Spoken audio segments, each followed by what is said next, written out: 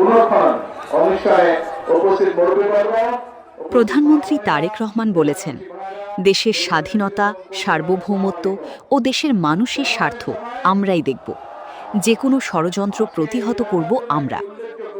শনিবার ২৩শে মে বিকেলে ময়মনসিংহের ত্রিশালে বৈলুর ইউনিয়নের কানহর এলাকায় ধরার খাল পুনঃখনন কাজের উদ্বোধন শেষে আয়োজিত সমাবেশে তিনি এসব কথা বলেন।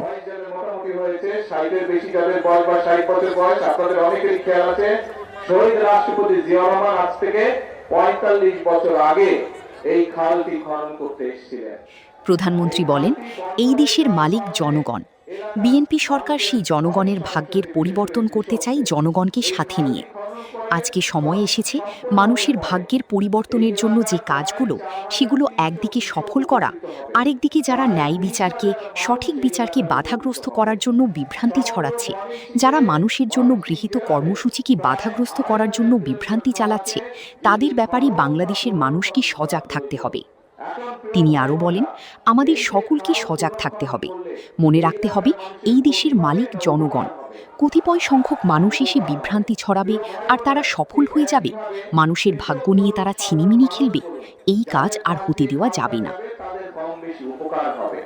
এই যে আপনারা যে বিএনপিকে ভোট দিয়ে সরকার গঠন করেছেন, আমাদের লক্ষ্যই ছিল, আমাদের উদ্দেশ্যই ছিল যে আমরা সরকার গঠন করতে সক্ষম হলে আমরা এরকম খাল খনন করব। প্রধানমন্ত্রী বলেন, যারা জনগণের সাথে থাকবে, জনগণের পাশে থাকবে, জনগণের জন্য কাজ করবে, বাংলাদেশের জনগণ তাদেরকেই সাথে নিয়ে এই দেশকে রক্ষা করবে যে কোনো ষড়যন্ত্রের হাত থেকে। তিনি বলেন, এই দেশ আমাদেরকেই গড়ে তুলতে হবে, জনগণকে সাথে নিয়ে করতে হবে। নিজের ক্ষেত খামার, নিজের ঘরবাড়ি যেভাবে নিজে গড়ে তুলেছেন, দেশটাও আমাদের সকলের নিজের।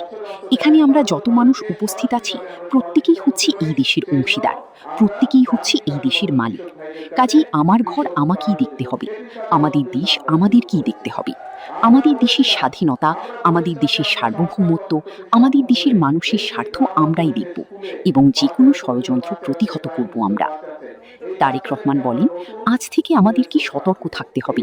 যারা আইনের শাসন প্রতিষ্ঠিত হওয়ার পথে বাধাগ্রস্ত করছে, যারা মানুষকে বিভ্রান্ত করার চেষ্টা করছে, তাদের বিরুদ্ধে আমরা সজাগ থাকব, সতর্ক থাকব।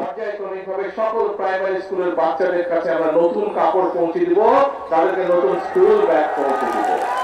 প্রিয় ভাই বোনেরা, আমরা বলেছিলাম যে আমরা সরকার গঠন করতে সক্ষম হলে আমরা এই যে এলাকায় বিভিন্ন মসজিদ মাদ্রাসা আছে, অন্য ধর্মের যে ধর্মীয় প্রতিষ্ঠান আছে, এইখানে যারা ব্যক্তি আছেন, মুসলমানের ইমাম খতিব আছেন, মসজিদ মাদ্রাসায় অন্য ধর্মের যে ধর্মীয় গুরু আছেন, তাদের জন্য আমরা সম্মানের ব্যবস্থা করব।